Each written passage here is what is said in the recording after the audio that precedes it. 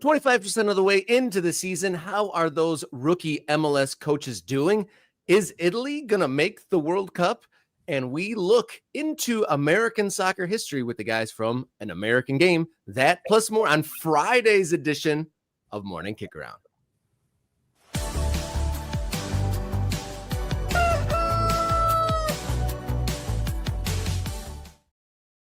Hello and welcome to the show. You found your way to Morning Kick Around, the show of the ever-changing American soccer landscape. How you doing? How you feeling?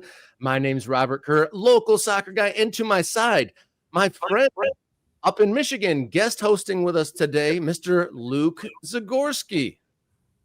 Yeah, my Uber was late from Good Morning America, so I'm a little bit off my game this morning. But I had a chance to review our notes in the back of the 2025 Camry on the way here, and I'm pretty set, ready to go.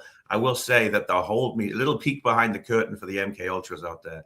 The hold music that we have in the studio as we wait to go live, Jenny and Rob and myself. Rob, you were holding out on me. I've never heard this before. It's like jazz techno. I don't know how exactly to describe it, but it is pretty funky. I almost wish we could just revert back to that and play that for an hour for the guys. Just constantly have the hold music running in the background. I know you're a big hold music enthusiast, so I'm glad that you approve of our stream coming soon music, but great to have you alongside of us. And MK Ultras will know that you are the engagement coordinator for Oakland County FC, which we talk about on the show quite often as I do the play-by-play commentary and many other things for my local USL 2 team. And for those who don't know, Luke Zagorski, huge kit collector. We are going to come back and talk about a bit of his collection and some of his oddities, and in honor of Jason's proclivity to dead clubs, you're going to show off a couple of those in the show. But we got great guests on the show today. At the top of the hour, we are going to welcome Tom McCabe and Kirk Riddell back from an American Game podcast, talking about how are we in the midst of history repeating itself, both in the leagues and the World Cup in 2026. Viewers may remember them from the Kickathon, our marathon show. They were great guests there. So back by popular demand, we are going to evaluate the new coaches in Major League Soccer, some doing well, some doing the opposite. And we're also going to talk about the latest controversy regarding Iran and World Cup 2026. Before we get to that, though, want to say hello to all the Ultras checking in the chat. One of the benefits of becoming a channel member is you get your comments on the screen during these live shows. Matt, welcome aboard. Then we got Jeff. Good morning, sir. Kate, I play French horn. Good morning and happy Friday. This is my Saturday with my new job, so I'm extra pumped on these Friday shows. A homeless shoe, good morning. And then, of course, Mr. Bob out in New Mexico, good morning. He's saying good morning to all of the Ultra friends as well. Dwayne, Mountain Sea FC, happy Friday to you. I see those emojis. Are you also considering Friday morning drinks? No judgment if you are. Wayne, thank you, everyone. Is that 6 beers? Is that 6 beers? It looks like it's 9:30. Come on, have some respect, have some decorum. Nah, just kidding. Go nuts. I was gonna say, man, no need for that. Welcome aboard. Indeed. Good morning, Bill. Good morning, Steve. Then we have John and Chris. So many MK Ultras checking in this morning. John Stark also loving the intro music. So you're not alone in the love for the hold music at the beginning of the show. Quick comment for Shrimper Steve. Shrimper Steve, you may or may not be interested to know that Rob and I actually were talking about you at 11:45 p.m. last night. If that puts a smile on your face at all, we had a little we had a little tete-a-tete to and fro about your Shrimpers and cute football team nicknames in general. So if that does anything for you at all, 2 random strangers in Michigan were thinking about you at midnight last night. Yeah, the Shrimpers South End United, if I recall our conversation, and Steve's intro on the Morning Kick Around Discord channel, which is one of the big benefits of becoming an MK Ultra. Just a couple bucks a month gets you priority commenting on the screen during live shows, bonus content, and access to the Morning Kick Around Discord server, which has threads from folks creating their own clubs or considering it, conversations about kit culture, which we're going to talk about, Luke's at the end of the show, and USL, MLS, national teams, and more. And one of the things when you first get into the Discord server, you can put a little bit of an introduction. And Shrimper Steve said that he's been a South End United, a Shrimpers fan his whole life. So welcome aboard and welcome to all our new MK Ultras. Before we get into the meat and potatoes, also want to promote Jason and myself, hopefully meeting up with a lot of MK Ultras in Rhode Island the weekend of May 9th. We're going to be on the scene for Rhode Island FC, taking on the Tampa Bay Rowdies, putting together a college game day style show there from Rhode Island FC's beautiful stadium there in Pawtucket.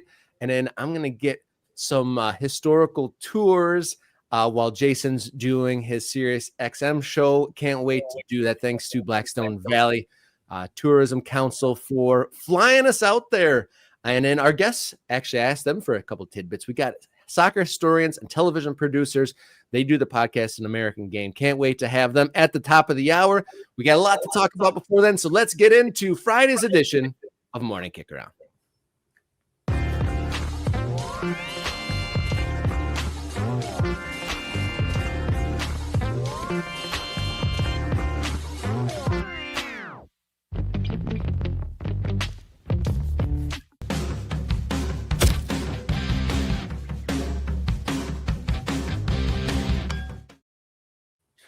Welcome aboard Friday's edition of Morning Kick Round. Major League Soccer is 9/34 of the way through the season, and there's a litany of rookie coaches in the American top flight. So we thought we'd take a moment to evaluate how they're doing, because some are doing really, really well, and some are dragging behind a little bit. So we've got Luke Zagorski in the hot seat, filling in for Jason Davis here today. So I'm going to go start on the East Coast because there is a number of new coaches in the league. So we're going to try to move through this somewhat expediently.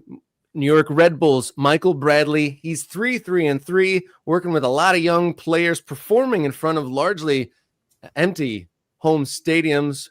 What's your thoughts on American playing legend and son of coaching legend, Michael Bradley in New York? For all the Crew fans out there, and for probably every football fan that goes to MLS matches on a regular basis, fight me if you wish on this, but he is the most booed, physically vitrioled at MLS player that I've ever I cannot remember anybody getting consistently booed as loudly and as like hatefully almost as Michael Bradley. Every time he went to the old Crew or new Crew Stadium, he's the guy that people love to hate. I'm really not sure if that's appropriate or not, but he was a very, very decent player, and he has a little bit of pedigree as a coach. You know, he got Red Bulls 2 a title. He likes spreading the field. His style of play is quite interesting to watch. I couldn't do it because I don't particularly care for the Red Bulls, but that aside, the style of play is attractive. It's high press, it's aggressive, spread the field, use the wide play. It's quite refreshing. It's quite refreshing based on what the Red Bulls have been able to offer stylistically over the last few years. He's trying to play, like he's trying to actually play soccer rather than be restricted in a system above all else, like maybe previous versions of the Red Bulls have been. I think there's definitely some hope there. It's like am I right, Rob? Is he 3-3-3? Is that right? Yeah, that's right. Michael Bradley and the New York Red Bulls 3-3-3, 25% of the way through his first Major League Soccer season. And like I said at the top, he's working with some youth and kind of it definitely seems like the beginning of a possibly long tenure there. Red Bulls, they just opened a new soccer facility, a training thing. It was christened by Jurgen Klopp, and to much fanfare. So we're going to get to the grading. We're going to try to grade as many of these new coaches as we can. How would you grade 25% of the way through Michael Bradley's first season as MLS head coach? 25% or 9/36, Rob? I mean, that's 9/34. Different. Quick. Yeah, Bradley, for me, I think there's a lot of hope. There's a good foundation there. Certainly room to grow. But this whole controlled aggression thing, I like it. And I think that the room to grow will be found. So I'm not, as much as I'm not a Bradley guy at all. Oh, crap. You know what? I didn't think of that. Yeah. You were right. You were right the first time. So a B from Luke on Michael Bradley. So I would say something similar, just because it's a modest start. I mean, he's even 3-3-3. They have a negative goal difference, so they're not exactly blowing the doors off of the goal scoring tally. So, but there's some hope for the future. That maybe bringing some new life to a forlorn franchise. So I will go for a B as well. I will agree with my co-host here. Moving along with the rookies, your Columbus Crew, they've got a new guy as well, filling in a large hole of the coach, and then also missing, key players as well. This is Hendrik Rydstrom, new Columbus Crew coach we're evaluating. I know, Rob. Thanks. I've been for the listeners. The best team in America's hardest working team, copyright trademark. I loved seeing that. I love seeing that written everywhere on the old stadium. They haven't really continued that identity over the past few years. Because they don't have the worker dudes anymore. That's exactly the thing. Yeah, the best throwback logo in soccer was that with the three, the three construction workers with the little hats. Man, oh man, those were good times. But anyway, apologies for Hendrik Rydstrom's critical, my real critical analysis of him preseason, because I misunderstood. You remember this? I misunderstood the structure of his whole entire country's political makeup. So I basically accused him of being something wing versus the other wing, and it's just because I misread a Wikipedia article months ago. So I retract that. He is what he is. He's I don't know. He's a good guy. I like him, but more importantly, he's been dealt a crappy hand in terms of what the Crew have been able to do on the field. Number one, you can't replace the metronome in the middle. One does not simply replace a Hall of Famer in the middle of the field. So they've had to kind of patchwork the center of midfield together with, other guys, most of whom are young and inexperienced. Sometimes you have to do that. You have to take a thing and replace it with the sum of the parts of another thing. So that's been difficult for them to circumnavigate, and also losing genuinely one of the best forwards in the entire league, just losing him. Like, how do you do that? You're 6-7 games into a season, and your top offensive threat just goes, I can't play till next year. Bye-bye. I mean, how do you get around that, Rob? How do you work around that? Any coach at any level, experienced or not, would have a difficult time adjusting and managing that situation. And to be timely and newsy, are you concerned, as a Columbus Crew super fan yourself, are you concerned that the Haslams are getting distracted with an NWSL franchise? No, I think Columbus as a soccer city has proven itself. It's proven itself to be loyal and engaged. And I don't think it's going to be a distraction if they market this correctly and Crew people give this the time of day that they should. I think it's going to be a great success. Columbus, low-key, is this great sports town. The Blue Jackets, the hockey Blue Jackets, awful team forever, but fans show up. One of the best minor league stadiums in the entire country, and it's always full. You get the Ohio State Buckeyes and what have you as well. It's a sports town. Put something down there, give it a little bit of room to breathe, and back it properly. It's gonna slay. So, brand new head coach for the Columbus Crew, 9th in the East with a 2-3-4 record, but he's got no Nagby. He's lost his forward, new system, all that. What would you grade the Columbus Crew's new coach 25% of the way through his rookie season. Yeah, that's the thing about the system is that, Coach Nancy played this very specific style, back three, spread the ball around, and, freestyle jazz it, right? Just fluidity from top to bottom every game. And it was a very specific identity that a lot of people, a lot of people in American soccer kind of appreciated and dug him for. And, Redstrom's tried to come in and sort of take the best of that philosophy, but he hasn't really been able to push it forward in the ways that he wanted to, partly because you can't when you're leading goal scorer, who, by the way, Wessam Abu Ali, for any MLS curious folks in here, he is really good. He's really that good. His finishing, his overall attitude, and his intensity and his style. If you haven't seen this guy play, well, you're not going to get to in 2026, unfortunately. But honestly, keep an eye out for this guy. I'm not just being a homer. He's really, really a good player. For example, we haven't gotten to see much of him play. I came with you to a Columbus game last year, and he scored and had the best moment of skill and got injured on the same play last year. I know. Similar sort of story this year. I feel for the guys. So, for example, they had this back three, like 3-4-3 type thing going on, right? Or 3-4-2-1 sometimes. This year, Wednesday night's game, it was like 1996 all over again. It was literally a 4-4-2, literally a 4-4-2 with like 2 10s up front instead of like 1 9, one focal point. It was like 2 10s, one went, one stayed. It was weird to watch, but it was interesting, and they won. So long story short, a lot of challenges for the guy. Don't like everything that he's done thus far and everything that he's tried. I think there's a lot of hope there. I ain't giving up hope. I'm going to do a B-. B- from Luke for Henrik Rydstrom. I would give it a just barely below you. You're a little bit more positive than me. I'm giving him a C+ because obviously a lot of that is shaped by the circumstances that you laid out there, but I don't see with the team as it is now, I don't see the upside. I don't see the improvement really coming, at least not this year.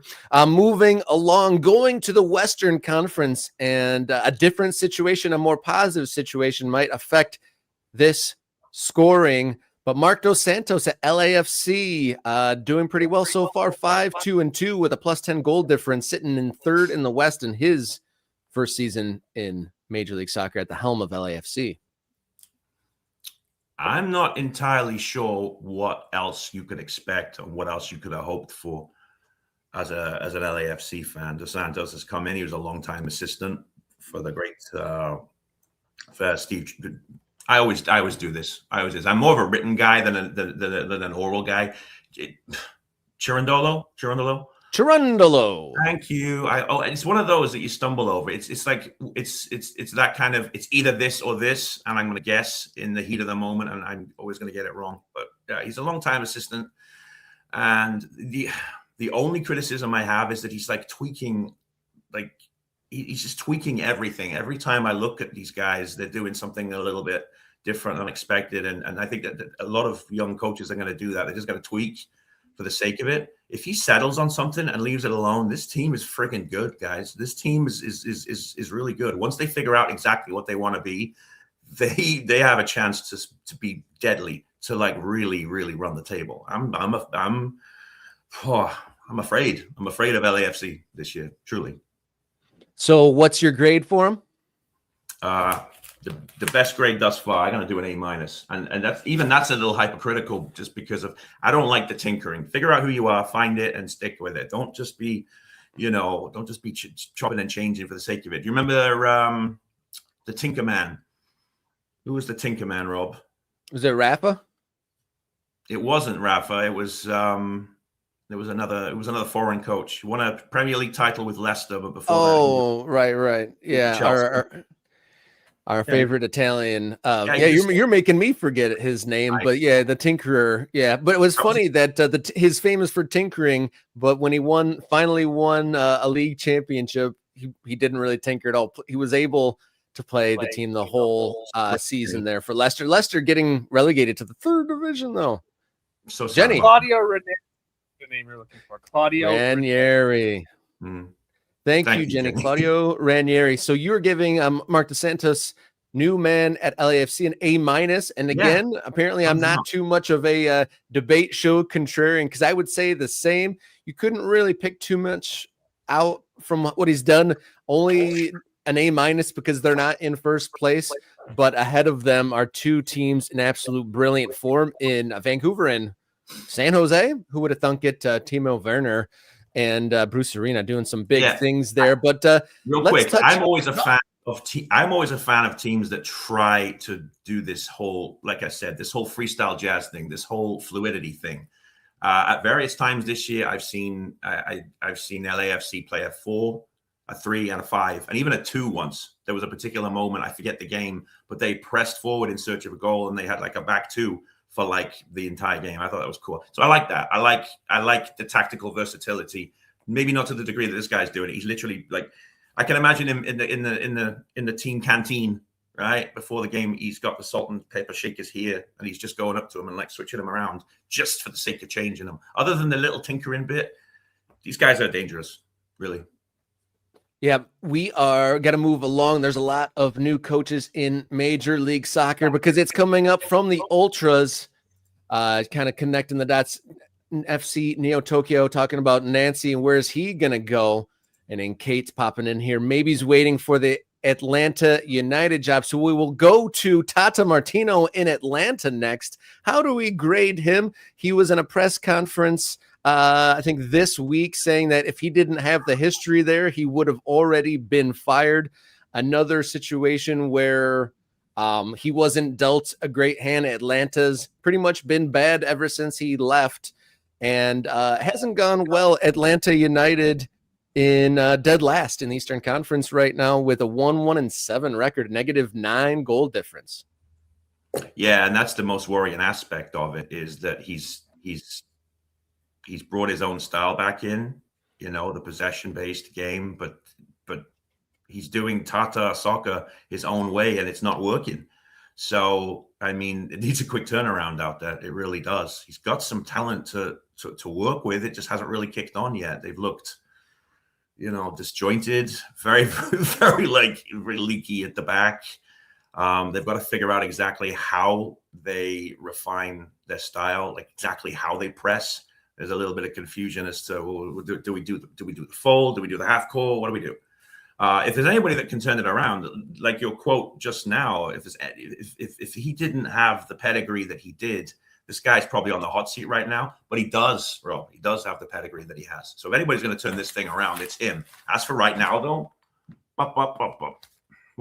D. I think, is that a D? I couldn't quite see that. Is that a D? Yes. D as in dog? I would agree with you there. Things are a little bleak, but we'll see if Atlanta United leadership hold their mettle and allow Tata Martino some time to improve and wait for the kind of to build the squad in the manner in which he sees it. But we'll see. A lot of folks don't have a lot of patience, so I will give him a D as well. And with the time at hand, we're gonna do one more. Maybe we'll have a part 2 of this rookie coaches segment at another time. But we are going from east to west here. Another team not doing so well. Raphael Wiki at Sporting Kansas City in dead last in the West, 1-1-6. What can we say about Wiki and SKC? Big name hire, European pedigree. I used to like this guy as a kid. Do you remember the stickers? Remember the sticker albums back in the UK, Rob? Remember that whole phenomenon? Oh yeah. Books, yeah. I got a Raphael Wiki sticker once. I just thought it was such a cute name. I thought it was just a hilarious name to say, Wiki, So his name stuck with me from childhood. I always used to look for stories about Raphael Wiki because I just thought it was a really cool comic booky sort of name. But that aside, I like him, but his team's all over the place right now. On the one hand, formationally and tactically, they're versatile. They've done a whole bunch of different stuff. But on the other hand, none of it working. So, these guys are looking more holy than Swiss cheese right now. And I don't know. I don't like it. I don't see what the plan is. I trust the guy because of his pedigree, but me personally, I don't know how you feel about this, but I would need to see something else. I would need to see something and soon. I kind of saw the writing on the wall. We talked about this coaching hire at the time. It doesn't seem like there was a time where SKC seemed like a very organized, well put together team, and they kind of were a machine under Peter Vermees, but they didn't really have any succession planning, and that's become obvious that it took a long time for them to hire Wiki, and then when they did, it seemed a little underwhelming with what he managed to do at the Chicago Fire, because that was an underwhelming stint when Wiki was at the Fire, and the squad just doesn't look like they quite have enough to really change their form at all right now. So I will echo your like D minus. No, so the grade I'm giving him is a C minus, partly because he has European pedigree. He's not exactly a newbie to MLS. He knows the score. He knows the deal around here. I'm giving him a little bit of a boost because I used to copy his hairstyle for a while, way back in the day. And he had, like I said, he has a cool name. You know, I had his sticker on the front of my math folder in high school. So he squeaks with a C minus, but it's C minus. It's close. It's close. All right. So I'm going to go lower. I'm going to go with a D minus for Wiki and SKC. And just speaks to the volume of first-year coaches in MLS. We're going to go to rapid fire to get through the rest of this list rather than coming back to a whole new segment. Colorado Rapids, Matt Wells. Quick grade. Quick grade.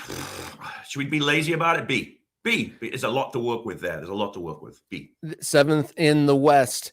Yoann Dammit, St. Louis City. I like him. Obviously, he's got that crew way. He's genuinely trying to take what he learned under Coach Nancy and take it forward. It's just not working yet. Long story short, it's just not working yet. D plus. Yeah, sitting at 14th in the West are St. Louis, and then we have Marko Mitrovic, New England Revolution on the East, sitting in 3rd.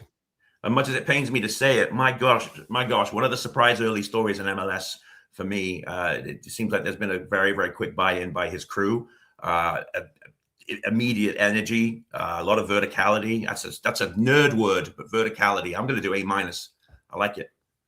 A minus from Luke. High praise from our guest host. And they haven't replaced him yet, but Inter Miami are going to need a new coach. I'm curious to see what Guillermo Hoyos does in the hot seat there. That's the first coaching change of 2026. So there you have it.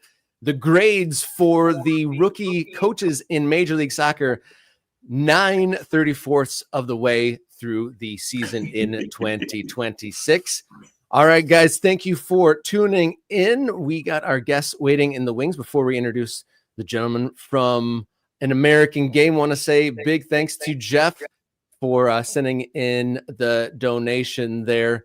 Really appreciate everyone getting in there as well. And then also want to say we have a shop, Morning Kick Around at Fourth Wall. You can get things like this, the Mr. Bob mug and the Dot the Map hoodie. So head on over. I just put the link in the chat. Head on over and grab yourself some Morning Kick Around merch and those first edition Morning Kick Around kits in the mail very shortly. So watch out for those indeed. So we are going to change pace just a touch. We are going to talk to Kirk Rudell and Tom McCabe for An American Game and talk about these rhymes in history and in soccer here up next on Morning Kick Around.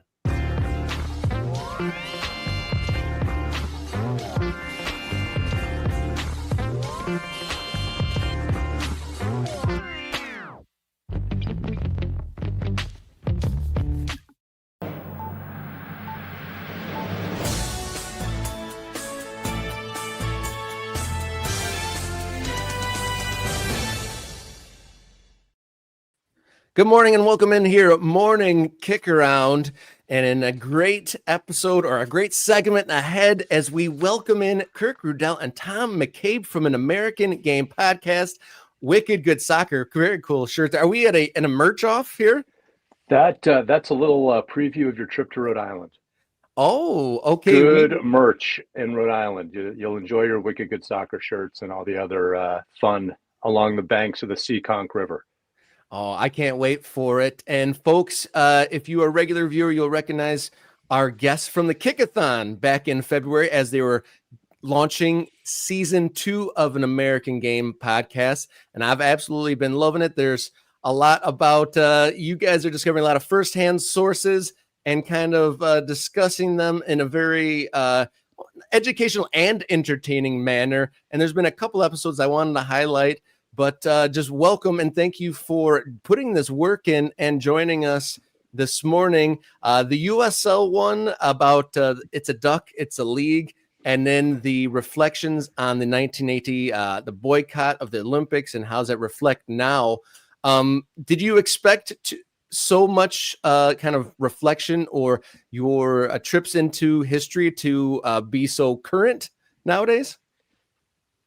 I would jump in there and like history is written from today's front pages, right? So there's this interesting relationship between, what's being reported on now and then how the historian, picks that up. But we were, firmly back in time and Kirk can elaborate, but it was like we were timely, right? We were, in the moment and researching and writing and then putting together these stories that had some resonance in real time. The USL one and the boycott one, and then obviously some things that we've been working on for the World Cup this summer.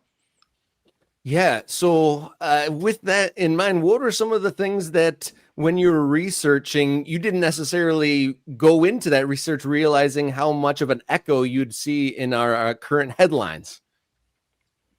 I mean, I think certainly the 1981, I was at an LAFC game and the guys behind me were all sort of West Coast and East Coast D1 players a few years ahead of me and Tom, and they've been my section mates since the opening game at LAFC, and they've been listening to the pod, and one of them said, you should do something about, it's a cool story, the 1980 team. My brother was part of that setup. And I thought, well, that's cool. Yeah, talking to, again, first person or primary sources, any of that stuff, we like that stuff.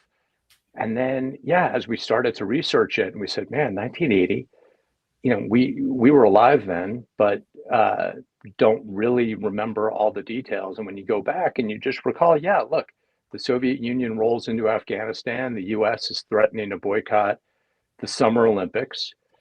We're the good guys. They're the bad guys. We play a hockey game in Lake Placid.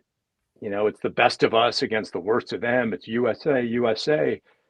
And then you look at where we are now and you think, man, 1980 US boycotts 2026 US. And that's a weird echo that we were not expecting to really see resonate so exactly. Yeah, there were so many things then that were so very relatable. So I wanted to bring you guys back on just because the parallels of it, but also with the USL, it almost seemed like we're reinventing the wheel that was already done, generations ago. Yeah, I mean, the USL is kind of seen as a newer entity, right? But it's got 40 plus years of history, and when we spent some time with Francisco Marcos, the founder and really the motive force behind the league, kind of moving it from this devastation of the NASL shutting down, and then picking up those pieces or coming out of those ashes, whatever metaphor you want to use.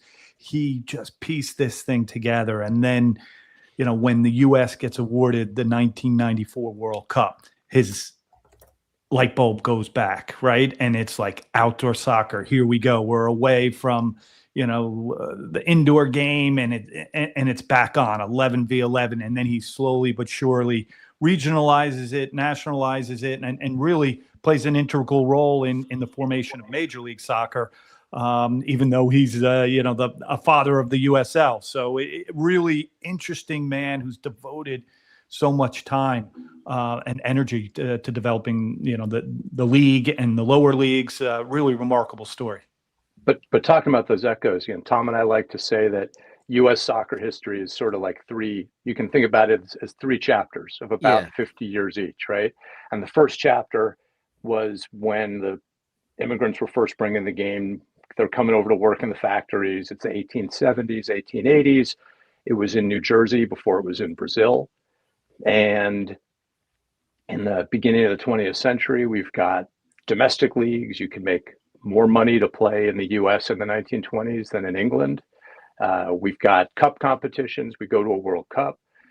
But there was like this alphabet soup of leagues. All these immigrants come over and they want to start leagues. And then they're all competing with each other, and it's kind of messy, and they're in different localities. And then the middle chapter was the Great Depression, soccer kind of retreats. And the last chapter has been kind of the last 50 years, but the second chapter was so bleak that most people today have forgotten the first chapter. And so when we're researching USL and you're going, man, Francisco Marcos, immigrant, comes over, loves soccer, starts an indoor league in the Southwest with, and with Tattoo. Sizzle, right? What a great right? name. He was one for acronyms, right?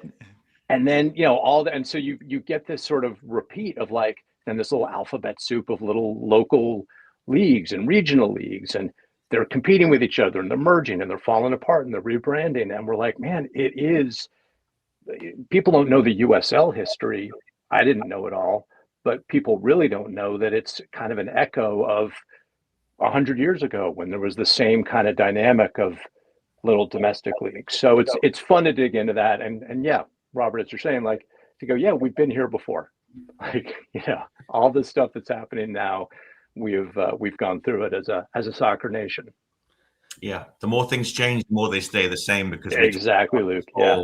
We talk about this whole alphabet soup thing even now on a local, hyper-local, local, semi-local, regional basis. Yeah, more things change, the more they stay the same. Guys, first time I'm meeting you, I'm such a huge fan of what you're trying to do. One of the things that, as much as it pains me to admit, one of the things that the American sports world does, in my opinion, better than the European one does, is storytell. We don't always, where I'm from in the UK, we don't always identify and unravel the narratives, the stories, the rich tapestry of just nice narratives behind the scenes. You guys are doing a wonderful job of what you do, and I'm really enjoying it. But I hope this is not too broad a question. Have you found it more difficult or slightly easier penetrating these stories, because most of these stories you're telling for the first time? You're uncovering this information for the masses for the very first time. Has that held you back a little bit because you're going out and being pioneers? Or has it been quite nice and easy and refreshing because you're the first in this space in a lot of occasions to take these stories and spread the word on them? I'll jump in there. I mean, just like, we have a long history in the game in this country. There is a longer storytelling tradition than you would think, right? It goes back, obviously, passed down through the generations, the people who played and organized, and like, yes, we were doing these things, well before, today. But, a Sam Foltz, who is the official historian of U.S. soccer, goes back to the late 1960s, then Roger Alloway, and then there's this Society for American Soccer History, SASH, and there's all sorts of people across the country telling their local stories. So we're building this, national narrative, through professional historians, storytellers, hobbyists, family members. So that's really exciting, and I think that's accelerating, in and around the World Cup, and people finding like-minded souls and storytellers. But with that, I think what's unique about an American Game podcast is this marriage between a trained historian, me, and Kirk, a TV writer and producer from Hollywood, right? So we like to call it, the intersection of history and Hollywood. And I think that brings that storytelling that you were talking about to a new level.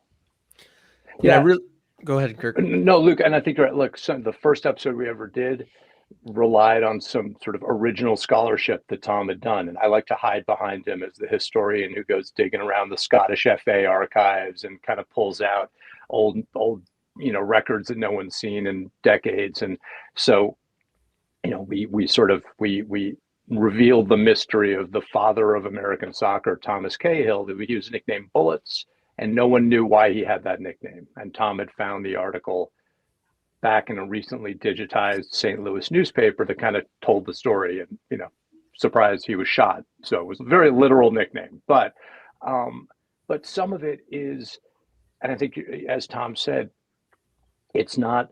Some of it is original scholarship, and some of it is leaning on the work that other people are doing, and our friends out in the soccer community, Patrick Sullivan down in Atlanta, Frank McDonald up in Seattle, and pulling from their work and just kind of trying to metabolize it in a different way that maybe people haven't quite put together all the pieces, and we're trying to kind of tell a story in a slightly different way that people haven't heard.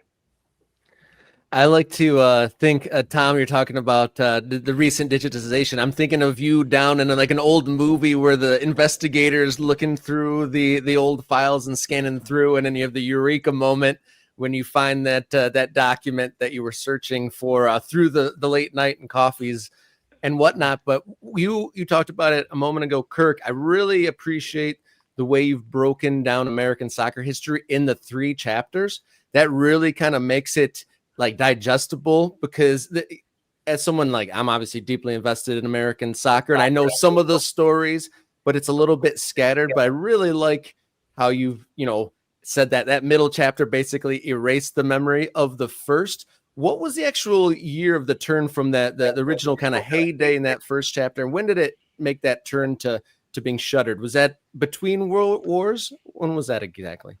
You can ask the Hollywood guy. Well, I was crediting him with the thirds, but then so Tom's apologies on when was the actual moment in history when that heel turn towards American attitude towards soccer happened? Kirk, go ahead. You were asked the question. Okay. Yeah. No, the backup keeper gets to step in and get some reps. We really, we take it through the first World Cup, right? The U.S. puts a team together. The Depression is hit, but the U.S. was invited to the very first World Cup. We were the first country to send in our registration fee of a couple $100 and book our spot, and we came in third. And it was a legitimate third place. It was a legitimately good team, and it was a third place finish. We lost to an Argentinian team that may have been the best in the world at that point, and we were missing our best scorer, Archie Stark, a Scottish-American guy who's going to be the subject of an episode next week. But after that, the guys come home, and the big industrial companies through World War I in the 20s, I think Bethlehem Steel or like the big companies that had their teams were suddenly like, yeah, we really can't afford to keep this team going, guys. Like, we can barely pay our bills. We certainly can't pay travel expenses for a soccer team. And so we sent a team to Italy for in 34, but to us, it's between 30 and 34, right? The American Soccer League folds, comes back as like an amateur league, but most of the players by the mid 30s were, playing amateur ball in their communities. But soccer was retreating to those carny St. Louis, Philly Pawtucket, ethnic enclaves, Pawtucket. Yeah. So for us, it's sort of the early 30s is when it kind of faded. And Tom told me once, I'll never forget this, U.S. Soccer was relocating its offices several times over the years. And at some point in that, I think in the 1930s, they were relocating offices, and they just said, well, we could pack up all the records, but why? I mean, who's going to want these? And Luke, exactly. Guys. Yeah. And the rumor was that they were thrown in a dumpster. Because it was easier to do that. And so as we go back and try to piece together what was going on in the middle chapter, but even how much have we lost from that first 50 years of U.S. soccer history, because no one thought anyone was going to care. Rob and I went through this similar experience a few months ago. We were asked to collate a running history of our little club, Oakland County FC in Metro Detroit, right? And there was this, it was a bit of a discovery. It was a little bit of a dig, because I genuinely think in the most well-meaning way possible. A lot of guys, a lot of people connected with the club back in 2015, they were probably thinking, who's going to care? Who's going to care? Well, Right. there are people who care, and you guys doing what you do is incredible. One really quick question, if I may: the way that you categorize the landscape into broadly three chapters. When does that fourth kick in order to differentiate the sort of clumsy but well-meaning 70s, right? The NASL stuff and what have you. In order to differentiate that chunk from the behemoth that is MLS, when do you feel like that fourth chapter is going to be identified and kind of cordoned off by you guys? Fantastic question. Yeah, great one. We haven't really thought about that yet, but I think we're in it right now, Right. like the beginnings of that fourth chapter, right? We have a second World Cup here. Everyone's talking about the legacy of that World Cup. What will it be? I think it's going to be a mixed legacy. It could have been such a stronger one. And then we have a Women's World Cup here, coming up in an Olympic game. So maybe out of this mega event era, what will happen, and also I think the variety and relative strength of these professional leagues on both the men's and women's side, right? You have MLS going to a different calendar. You have USL, talking about promotion relegation. You have 2 women's leagues, right? You have a robust amateur and youth. The pyramid, if you will, has never been wider and stronger. So I would expect that we're entering this. It's no longer, is it going to make it, right? It's going to be, what is it, and how embedded does it become in American sport culture?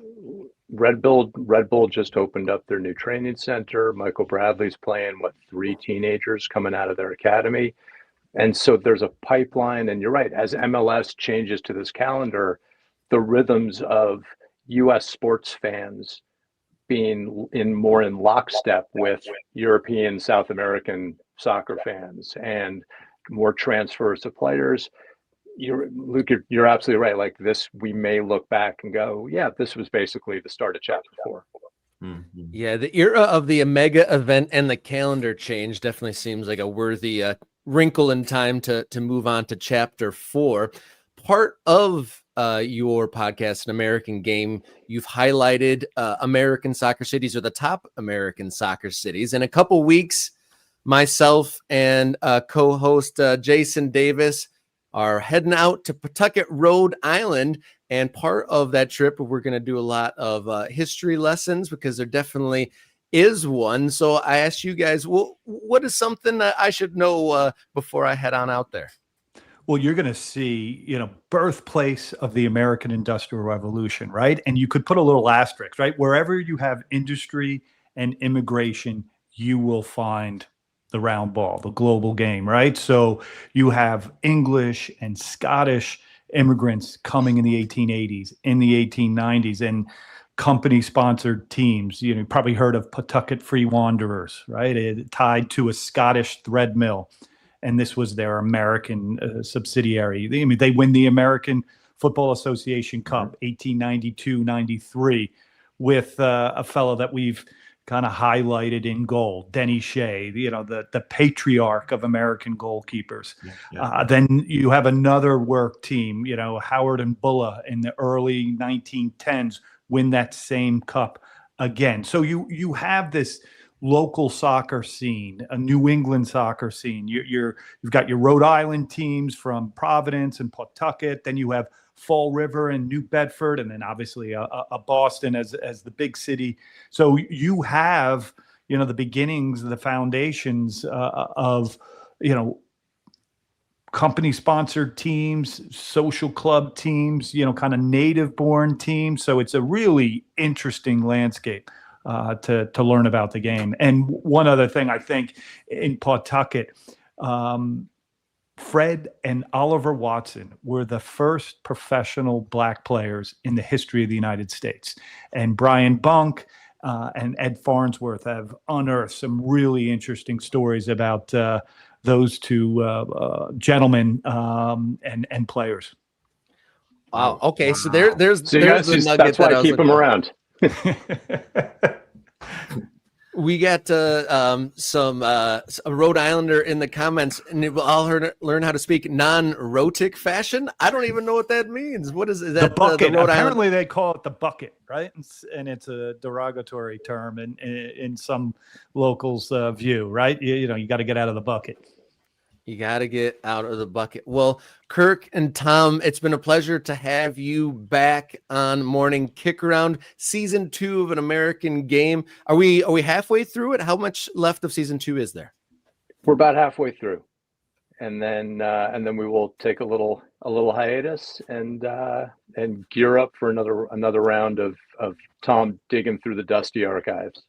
But we have two good ones coming. We have Archie Stark, the very first person inducted into the National Soccer Hall of Fame in 1950, and it's tied into the Tartan Army coming to the United States for the World Cup. And then we have something with like supporters groups in the works, you know, your American Outlaws, your Sam Armies, and what came before. Kind of a history of American fandom in 5 chants or songs. Oh, and wow. Kind of tracking a little bit of kind of telling, again, sort of it's, you got to find these gimmicks, right, to try to hang your story on. And so for us, that's a way to focus. What's the duck? What are you trying to carve? And so we figured if we could kind of focus it down to that and kind of track some of the rhythms of what makes a US Ultra fan, because we're not Italian Ultras. We're not English Ultras. What do our Ultras look like? And we get a lot of stick from around the world that we're not true Ultra fans. We don't have it. And what Tom and I, in our effort to kind of reclaim patriotism around this World Cup and what are we rooting for, we just keep tapping into, no, we've got, look, he's telling you about teams in the US winning cups in the 1890s. We've got history, and we've got a long history of people coming out and supporting their teams and supporting their national teams. So we figured let's kind of dig into that a little bit. Yeah, it's not that there aren't ultras in the United States market, right? In the United States fandom, we just look a little bit different from maybe the rest of the world is expecting. I got one real quick last question for you guys. Obviously, Rob is heading up to New England with Jason. I'm terribly jealous that I can't come. I've asked him for a souvenir. Where would the best place be for Rob to pick up a jersey from the famous Quahog Silly Nannies? It's funny. All my in-laws are from Rhode Island, and I do not have a good answer to that question. I'll send you to my sister-in-law, and you can, she'll drive you somewhere to find the right cool. Shirt. Yeah. I believe that we will figure it out. So, gentlemen, thank you so much. Everyone, viewers, check out An American Game podcast. It's fantastic stuff. Thank you once again, gentlemen, for joining us here on Morning Kick Around. Thanks for having us. Great seeing you. Take care, guys. Cheers, guys. All right. Thank you to the MK Ultras. Thank you for tuning in and throwing your comments in there during that great segment. Love those guys. Love that show. We skipped over it because we got so far into our MLS coaches review. So we're going to come back here and talk about Italy in the World Cup coming up next here on Morning Kick Around.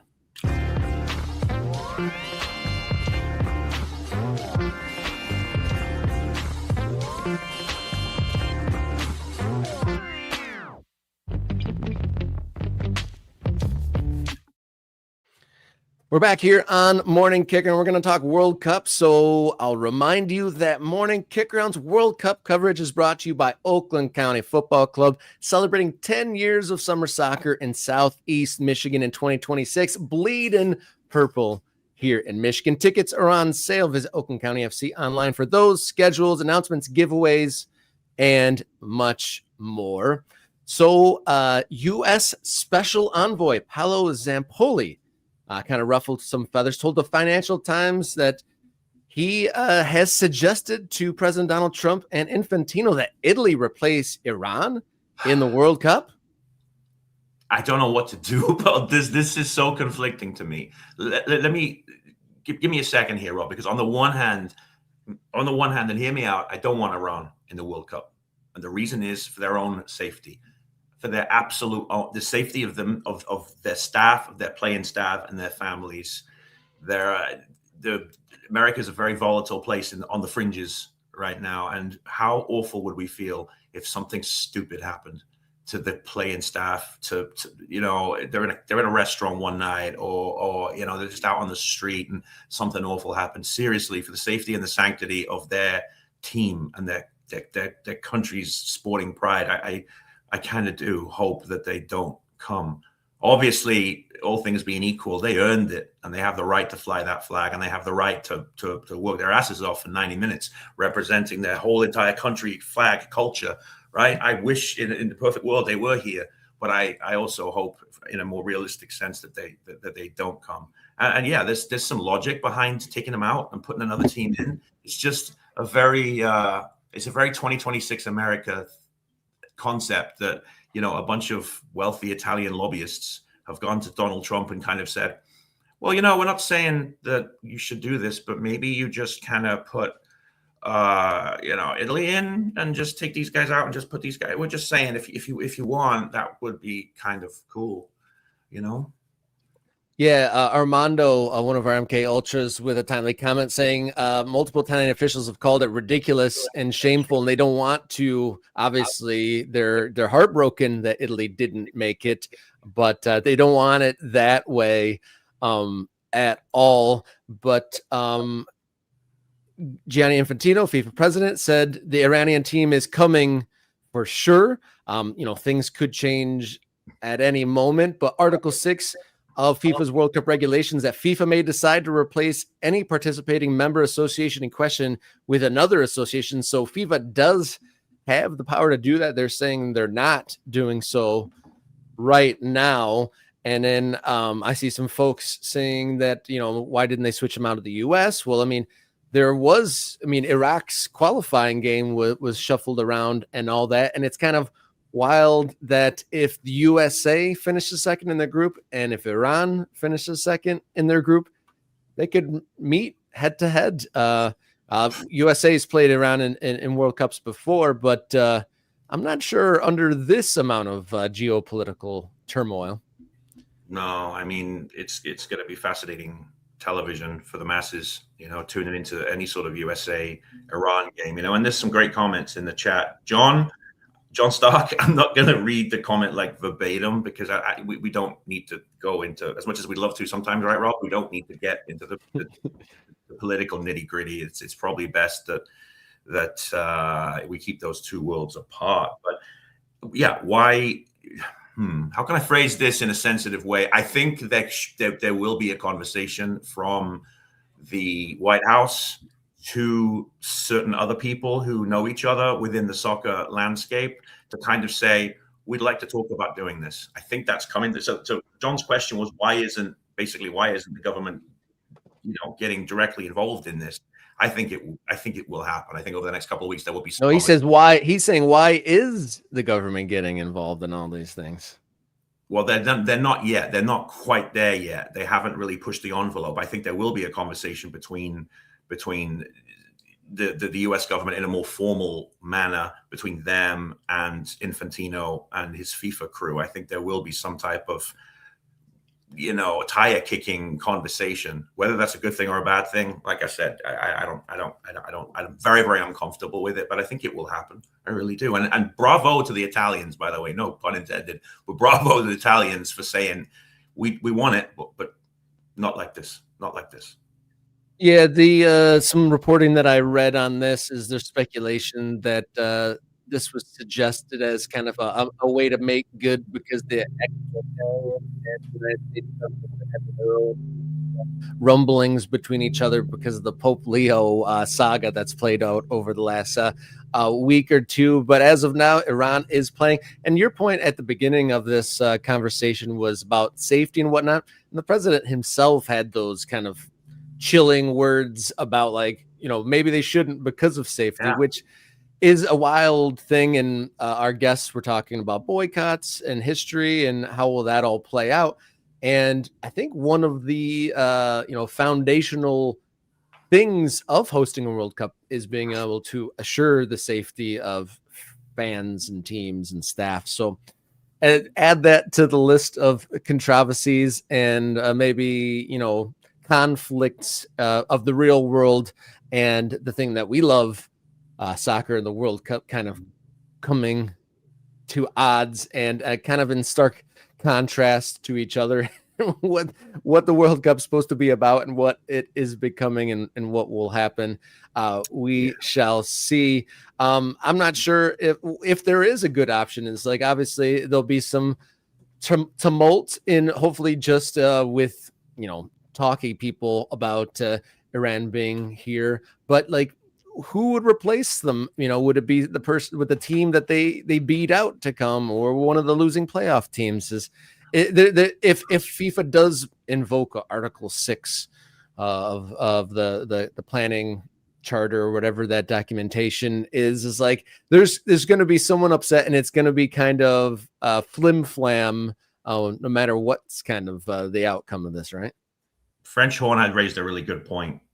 She said that the Iranians would actually be treated pretty well. And I said something similar to my wife this morning before the show, that if the Iranians did come over, again, echoing what you said about the president's kind of ominous, we probably shouldn't come, it might not be safe. There is that sort of the ominous sort of undertone of threat. And that's what I'm worried about, right? I'm literally worried about those guys' safety. I really am. But French Horn said that they would be treated well here because there's a lot of sympathy and support for that sort of country in general right now. And I think there'd be a lot of if Iran did come and they walked out on those fields with their flag held high, I think there would be a lot of appreciation from the crowd, and then just simply deciding to be here and keeping the sanctity of the sport above all else. I agree with you. If I was in that crowd, I would be clapping the hell out of my hands for that. That's soccer players and regular people really don't have anything to do with the problems of the world, to be honest. And that's a great point about the actual positivity and how, when it actually happens, they'll probably support it. I read a timely article and a thoughtful article talking about the banning of the tailgating is actually FIFA stripping Americans, showing the world that we don't all hate each other and it's not some lawless, violent place. Because at tailgating, that's where everyone comes together and socializes and has fun, and would celebrate the game and celebrate being together to go to the game. So hopefully there's some a fill-in to be able to show the world that we are actually lovers of the game. Guys, it's the great irony. It's the great irony. You are putting on a World Cup in the US, and you want to do it US style. And the one thing, maybe not the one, but certainly one of big thing. One of the most indelible features of the US sports watching experience is the friggin' tailgate before the game. NFL games, college football, all of them. That's part of the American sports viewing culture. And you're taking that away? I don't get it. I don't understand it. It just seems like you're trying to cut off your nose to spite your face. It seems like you're trying to sterilize the very thing that you're trying to build and promote and make a bunch of money off. I get it. Yeah. So we shall see how this plays out. But as of now, Infantino saying that Iran will play in World Cup 2026. World Cup coverage here on Morning Kickaround is brought to you by Oakland County Football Club, celebrating 10 years bleeding purple in Southeast Michigan in 2026. Tickets, schedule, announcements, and more available at Oakland County FC online. And also battling on three fronts this year. It's the 10th season, USL 2, Midwest Premier League, and the TST tournament. So a huge year for Oakland County FC. Awesome. So one more little conversation before we wrap up this Friday edition of Morning Kickaround, as we have a thread in the Morning Kickaround Discord server that is available to Morning Kickaround channel members. The MK Ultras, become an Ultra and help support this show. But we have a thread on the Discord dedicated to kit culture. People share their favorites or unusual things that come across. And my guest host, your friend and mine, Luke Sigorski, huge kit collector. How many wardrobes full of kits do you have? How many wardrobes? That's an interesting way of phrasing it. Yeah, 3. So a 1 walk-in closet and 2 pretty big wardrobes, and they're all sort of, they're also. I won't bore you with the with the specifics, but yeah, they're sort of roughly sort of categorized and subcategorized. But yeah, short answer is 3, man. Isn't that ridiculous? And then so Jason likes to show off his kits and kitsch from dead American clubs. You brought one a dead club from kind of your personal zeitgeist, right? I did, yeah. We're gonna do 2 real quick. We're gonna quick fire 2. First of all, a good buddy of mine, Colin. He's got the massivest, most hugest jersey collection on the entire planet. And he's the one that got me into jersey collecting. My mortgage advisor loves him because he's made a ton of money out of me because of all this eBay that I've done. So he travels abroad a lot for work, and he just got back from Vietnam, and he got me this. This is a team called, right, Rob? Ninh Is that what we figured out? Ninh Binh. And it's funny that Kate, I play French horn, in the comments was saying that she's identified that as a Leverkusen shirt, and I hope it isn't one of those Castori kits. I don't know the backstory of Castori, but it is Ninh Binh and not actually Leverkusen. Well, if you know what, if the ultras want to help us out here, because I haven't had a hell of a lot of time to research this, but we're trying to figure out. Even Colin couldn't figure this out off the top of his head. Being actually at a game, which by the way cost him about, I think it was like 93 cents to get into. If you can imagine getting into if you Premier League football game for like 93 cents, it's great. But we can't figure out. This is obviously a Bayer Leverkusen tribute. Should we be kind and say tribute? But we can't find much on the internet as to why this Vietnamese team is copying Leverkusen's logo. We can't figure it out. So with regards to the whole dead team thing, I cheated a little bit. My actual sort of local Welsh club, they're kind of a Phoenix club. I grew up in a town called Barry, right on the south coast of Wales, and we had a pretty good team back in the late 90s. We were called Barry Town. And we used to do stuff. We used to be quite well known in the UK for what we did. We qualified for Europe every year. And we got into, we had some pretty good European nights. We beat Porto once, if you can believe that. And we were one of the biggest clubs in Wales. And we were certainly the biggest club in Wales that wasn't in the English system, like your Swanseas and your Cardiffs and your Wrexhams and whatnot. But they got a little bit I think it's fair to say they got a bit too big for their boots. And unfortunately, there was a lot of momentum lost, and they sort of disappeared for various reasons. No, this is not the time for that. But then they reformed as Barrytown United. Barrytown United, they are sort of semi-professional now. They understand their place in the Welsh and the British, soccer landscape. But they're a great little club. And this is a recent jersey from them, so it's not a dead club per se, but it's the resurrection of a dead club for sure. And part of the reason why I wore this is because can I just for a second? My name is on it. My actual name is This is a children's. Children are watching this. Huh? That's another video. That's bonus. That's MK Ultra's bonus content. So if the viewers didn't see that was a quick turn. There is text on the back side of the kit, and then is that name of founders of the Phoenix version of the club? What's that list of names there? Oh, it's just a list of well wishers. That's all. And I didn't do a very good job when I first moved to the States of keeping Barrytown. I love that, John. Thank you for that. I didn't do a very good job keeping Barrytown and all those local little clubs that I grew up with in my heart, but I've tried to do a U-turn on that. The past few years, I've really been trying to connect with Landswick Major AFC and Barrytown and even Cardiff City, one of my absolute great loves in life, making up for lost time. And I'm trying to keep the Welsh flag alive in this country. Fun fact: the nickname for Barrytown is the Linnets. Linnets. It's a bird, and I don't think you guys have. I don't know if you have I don't know if it's the bird that you don't have, or you just don't call it linnet. But that's our badge. That's our nickname. That's our cute little name for ourselves. Well, thank you for bringing that to the table here on Morning Kickaround this morning. And one more thing before we get out, I received a package on my doorstep this morning from Ryan. at the River Guard. So shout out to our friends out in Boise, and to Ryan for sending a package. So I'm gonna do a live package opening here on Friday's edition of Morning Kick Around. I'm being tested. My strength's being tested here as I'm getting it open. A bag within a bag. Bag within a bag. My heart's racing. I'm excited. I'm so excited. It's like one of those live unboxing like break videos that you get on on eBay and whatnot. You know what I mean? Yeah, when I did this last time, I didn't find the stickers that were in there until afterwards. Oh, I found them this time. I should have done one of these, the little package that Colin gave me from Vietnam. It had some lovely little bits and pieces in there, and he's such a nice guy. And there were stickers in there. I'm glad I looked first.